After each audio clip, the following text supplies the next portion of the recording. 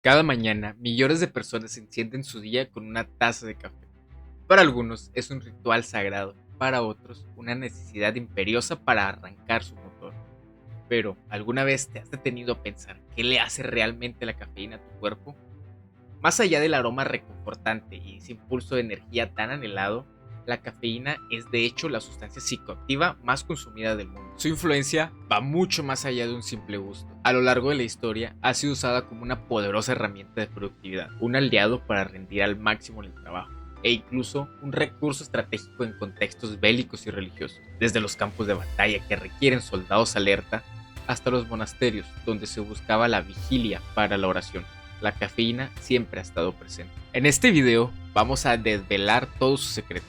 Exploraremos su fascinante historia, desde sus orígenes insospechados en la naturaleza, cómo actúa en nuestro organismo a nivel farmacológico y fisiológico con un detalle asombroso, qué ocurre cuando se consume en exceso, revelando sus posibles riesgos y cómo nuestro cuerpo se adapta a ella. Capítulo 1. Del veneno vegetal al motor del mundo moderno. La historia de la cafeína no empieza en una taza o una planta cultivada, sino en el corazón mismo de la naturaleza. Resulta que las plantas de café, té y cacao han desarrollado esta molécula como un sofisticado mecanismo de defensa natural.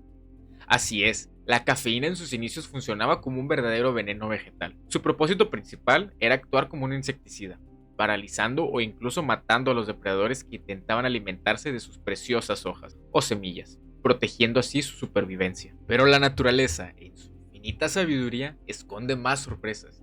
Aquí viene la parte más curiosa. En dosis muy bajas, esa misma sustancia actúa de una forma completamente opuesta. Estimula a los insectos polinizadores como las abejas, mejora su memoria y de alguna manera los engancha, haciendo que regresen una y otra vez a la planta. Podríamos decir que desarrollan una adicción leve a polinizar esa flor específica. Así la planta usa la química no solo para defenderse, sino también para manipular y asegurar su reproducción. Fascinante, ¿verdad? Ahora, viajemos a la leyenda humana. Según una antigua historia etíope que data del siglo IX, el descubrimiento del café se le atribuye a un joven pastor llamado Kaldi. Él notó algo extraordinario.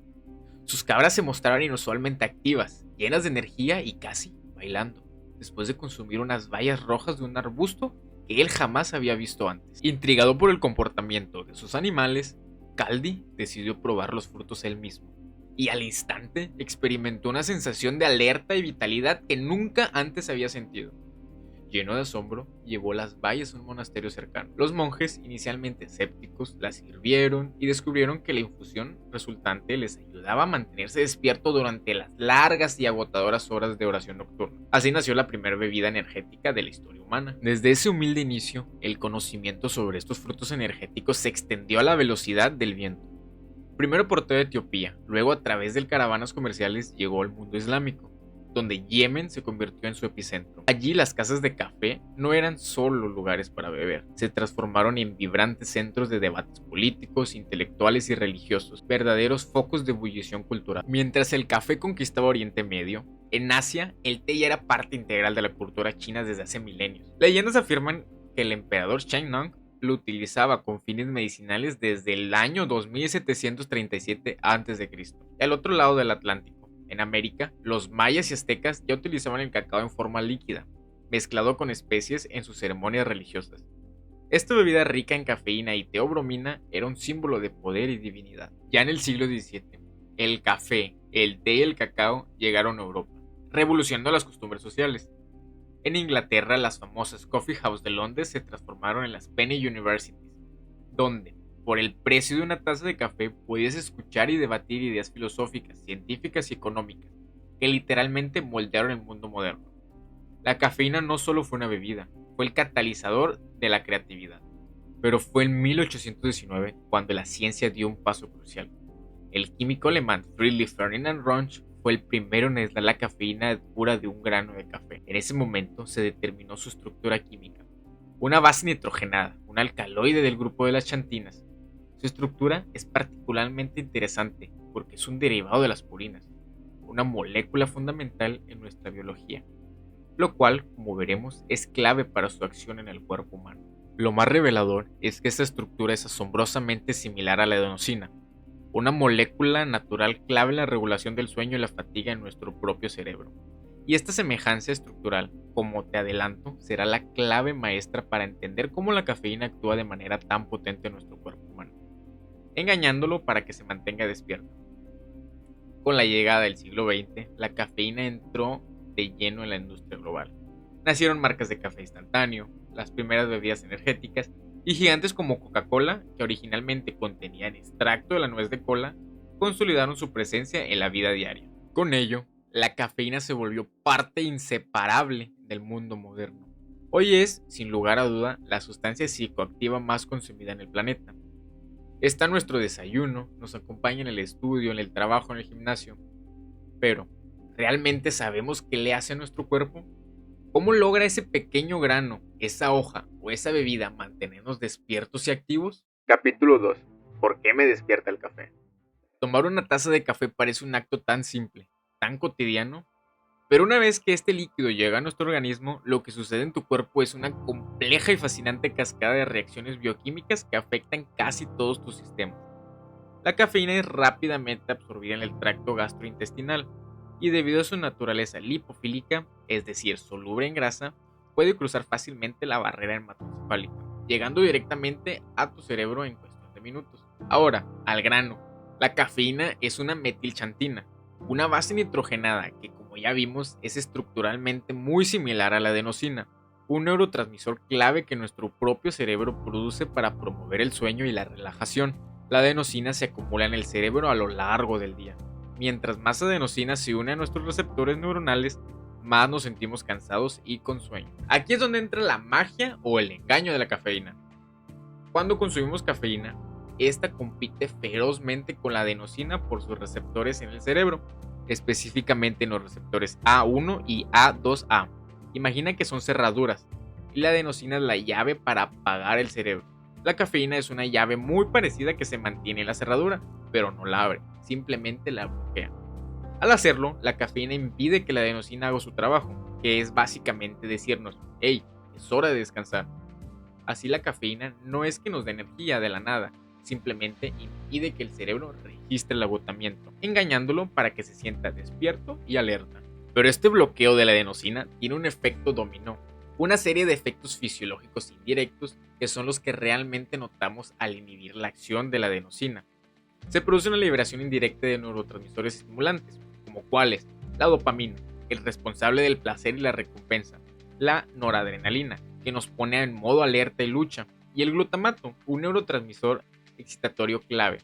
Esto intensifica la sensación de alerta, mejora la concentración y el tiempo de reacción, y en muchos casos eleva el estado de ánimo, lo que explica por qué nos sentimos tan bien o más productivos. De hecho, este efecto puede generar una sensación similar, aunque más leve y sin los mismos rasgos a las que producen sustancias como las anfetaminas. Pero no todo ocurre solo en el cerebro. El bloqueo de la adenosina también tiene efectos periféricos en el resto de nuestro cuerpo. A nivel cardiovascular se produce un aumento leve pero perceptible de la frecuencia cardíaca y en algunos casos de la presión arterial. Por eso algunas personas pueden sentir palpitaciones o una ligera aceleración después de una taza. También puede dilatar los bronquios, facilitando la respiración en ciertas condiciones y estimula la secreción gástrica, lo que en personas sensibles puede generar acidez o reflujo. Y ahora la pregunta del millón: ¿por qué el café nos hace ir al baño con tanta frecuencia? La respuesta es multifactorial y afecta tanto el sistema digestivo como el urinario. Por un lado, la cafeína estimula la secreción de gastrina en el estómago, una hormona que acelera el vaciamiento gástrico. Además, aumenta el peristaltismo del colon, esas contracciones musculares que mueven el alimento a través del intestino, facilitando así el tránsito intestinal. Este efecto laxante se debe tanto a la cafeína como a otros compuestos presentes en el café. Por otro lado, la cafeína también tiene un efecto diurético leve. Al bloquear la adenosina en los túbulos renales, disminuye la reabsorción de sodio y agua, incrementando la producción de orina. Es por esta combinación de factores que muchas personas sienten la necesidad de evacuar o ir al baño poco después de consumir. Finalmente, hablemos de cómo nuestro cuerpo procesa esta molécula. La cafeína se metaboliza principalmente en el hígado por una enzima específica, la CYP1A2 del citocromo P450. Una vez metabolizada, se transforma en tres compuestos activos con sus propios efectos: las paraxantinas, que aumentan la lipólisis, o sea, la quema de grasa; la teobromina, un vasodilatador suave y diurético; y la teofilina, que relaja los músculos lisos bronquiales. Su vida media, es decir, el tiempo que tarda el cuerpo en eliminar la mitad de la cafeína, es de 3 a 7 horas, pero puede variar significativamente en función de factores genéticos, el embarazo y el uso de ciertos medicamentos o la disfunción hepática. Finalmente, esta es eliminada principalmente por la orina. Con el consumo habitual, nuestro cerebro es increíblemente adaptable. ¿Qué hace? Aumenta la cantidad de receptores de adenosina para compensar el bloqueo constante.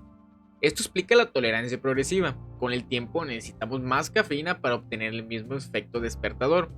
Y es por esto que si la suspendemos bruscamente aparecen los ya mencionados síntomas de abstinencia. En resumen, la cafeína no te da energía. Te engaña para que no sientas que estás cansado. No te quita el cansancio real, solo te quita el sueño. Es un sofisticado modulador neurológico que altera nuestra percepción de la fatiga, no una fuente de energía por sí misma. Capítulo 3. Cuando la cafeína deja de ser tu amiga. Como muchas sustancias psicoactivas, la cafeína también puede convertirse en un arma de doble filo. Si bien sus beneficios son claros y apreciados en dosis adecuadas, el consumo excesivo o en situaciones inapropiadas puede llevar a una serie de consecuencias negativas que debemos de conocer. Uno de los primeros problemas es la dependencia funcional. Si tu cuerpo se ha acostumbrado a ella y dejas de tomar cafeína bruscamente, puedes experimentar el incómodo síndrome de abstinencia. Los síntomas típicos incluyen una persistente dolor de cabeza, una fatiga intensa que parece no terminar, irritabilidad, dificultad para concentrarse e incluso ansiedad o un bajo estado de ánimo. Estos no son solo simples antojos, sino signos claros de que tu cuerpo se ha adaptado a su presencia y ahora necesita a esta sustancia para funcionar normalmente. En cuanto a los efectos adversos comunes por su consumo elevado, podemos encontrar nerviosismos intensos que te hacen sentir al límite, palpitaciones o el corazón acelerado, así como náuseas, confusión mental, insomnio severo que te mantienen despierto toda la noche y un temblor fino en las manos. Pero la pregunta crucial ¿es la cafeína un veneno? La respuesta es sí, en grandes cantidades. Como bien decía Paracelso, el padre de la toxicología moderna, la dosis no hace el veneno. Cualquier sustancia, incluso el agua, puede ser tóxica si se consume en exceso. La dosis recomendada para la mayoría de los adultos sanos es de hasta 400 miligramos al día, lo que equivale aproximadamente de unas 3 a 5 tazas de café promedio. Superar los 500 a 600 miligramos en una sola toma o en un solo día puede generar los efectos adversos que mencionamos, como la intoxicación leve por cafeína. En cuanto a la sobredosis severa, una dosis letal estimada de la cafeína pura es de 5 a 10 gramos, es decir, unos 5.000 a 10.000 miligramos. Es extremadamente difícil alcanzar esta dosis letal solo con café o refrescos regulares, ya que tendrás que beber una cantidad irregularmente grande en un poco tiempo. Sin embargo, el riesgo se dispara drásticamente con suplementos de cafeína en polvo o pastillas. Estos productos pueden contener cientos o incluso miles de miligramos por porción, haciendo muy fácil ingerir una cantidad peligrosa sin percibirlo. A dosis tóxicas muy altas, la cafeína puede causar condiciones médicas graves como las taquiarritmias ventriculares, un ritmo cardíaco anormalmente rápido y peligroso, convulsiones y en los casos más extremos puede ser fatal. Además, hay poblaciones sensibles con riesgos particulares, como los niños y adolescentes, cuyo cerebro aún está en desarrollo y son más susceptibles. Las mujeres embarazadas, ya que la cafeína puede afectar al feto, y personas con trastorno del sueño persistente, hipertensión o enfermedades cardiovasculares, quienes deben moderar o evitar su consumo bajo supervisión. Es crucial desmentir el mito de que la cafeína da energía. Como ya vimos, no la da, solo bloquea la señal de cansancio de tu cerebro. Es un modulador neurológico que disfraza la fatiga, no la elimina. Utilizarla de forma crónica para compensar el agotamiento no solo no trata el problema, sino que lo posterga y puede agravarlo. En resumen, la cafeína consumida con conciencia y moderación puede ser un aliado, pero como cualquier sustancia activa que interactúa con nuestro complejo sistema nervioso, su abuso y su uso irresponsable tiene consecuencias significativas para nuestra salud física y mental. Entonces, ¿la cafeína, aliado o enemiga? Hemos desglosado su fascinante origen como un veneno vegetal, cómo nos manipula para mantenernos despiertos y su impactante viaje a través de la historia del cuerpo humano. Ahora que entiendes cómo esta molécula, similar a la adenosina, bloquea tu cansancio en lugar de darte energía, y conoce los riesgos de su abuso, tienes el poder de tomar las decisiones más informadas sobre su consumo. La cafeína no es ni completamente buena ni completamente mala. Su impacto depende enteramente de la dosis y el contexto en el que la utilices. Puedes encender tu mente, sí, pero con el cuidado de no quemarte en el intento. Tú tienes el control. Que tu decisión de consumir cafeína esté basada en el conocimiento y la conciencia, no en un simple hábito. Escucha a tu cuerpo. Si este video te ayudó a entender mejor esta omnipresente sustancia y cómo interactúa en tu vida, no olvides darle like, suscribirte para más contenido fascinante sobre ciencia, salud y bienestar y dejarnos sus comentarios. ¿Cómo usas tú la cafeína en tu día a día? ¿Te sientes identificado con alguno de los puntos que exploramos? Nos encantaría leerte.